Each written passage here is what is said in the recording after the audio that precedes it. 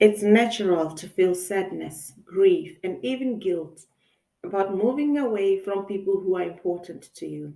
My name is Hilda. 8 years ago, I relocated from Botswana to Sweden. Welcome to my channel. In this channel today, I've put together some tips that help me or they're still helping me to cope with leaving my loved ones behind. And I'm hoping that some of them might be useful to you. First thing first, I think we should acknowledge our feelings as human beings. Allow yourself to feel the sadness and other emotions that come with leaving loved ones behind. Because if you don't, it will be heavy on you. It's okay to feel these emotions, and acknowledging them can help you process them. Try to exercise, make friends, as this can help you feel less lonely, and do not be isolated. But be careful with toxic friends. Be careful who you bring in your circle. They can be very toxic to a point that they make the situation even worse. If you realize for 1 second that your friends are draining your energy, learn to use the delete button on your phone and cut them off completely. The other thing that I think helps me, or it's still I'm still using it, is staying connected. It can be through phone calls, through phone chats, through video chats, through social media. Stay connected with them.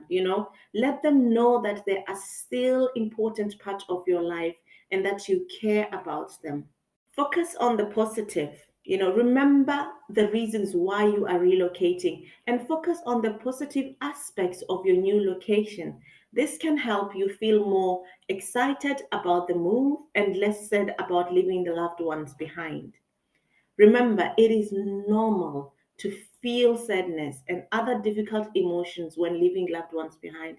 But with time and effort, you can learn to adjust to your new surroundings and build new connection. If possible, plan some visits. Try and visit them as often as you can and allow them to visit you as well as soon as you've settled. Don't wait until there is a wedding or a devastation or devastating news that will lead you to travel. Try to make an effort. Sometimes things are easier said than done. So I would say maybe seek professional help. If you are struggling to cope with the pain of leaving those that you love behind, consider speaking to a therapist or a counselor. They can provide support and guidance as you navigate through this challenging time. But this can only happen if you are willing. You have to accept that you are a human being, that you are going through pain. There is absolutely no shame at all in that.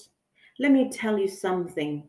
Some pains cuts deep, but if you learn to put yourself first and not worry about what people would say, you acknowledge the fact that you are struggling to find a way out, then seek professional help and surrender to the process. Never give up.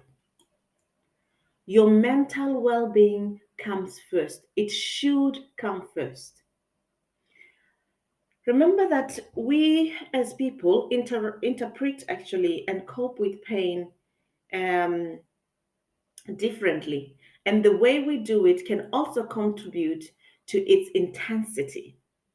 You know, for example, if you're feeling that you are unable to handle or overcome the source of the pain, it can feel overwhelming and insurmountable. Conversely, if you feel that you have the support and resources you need, to cope with your pain, it may feel more manageable because that is what you want to do. You want to be able to manage your pain so that you can go on with life. Nobody can take away the pain that is in you. Nobody can take away the pain that you are feeling, or nobody can feel the pain that you are feeling. But you can find tools that can help you to manage it. Thank you for listening, and I hope this video was helpful in some ways. Drop your comment below if you have questions, and remember, this is just an advice from one traveler to another. These tips are helping me up until today, and I hope that they can be useful to someone out there.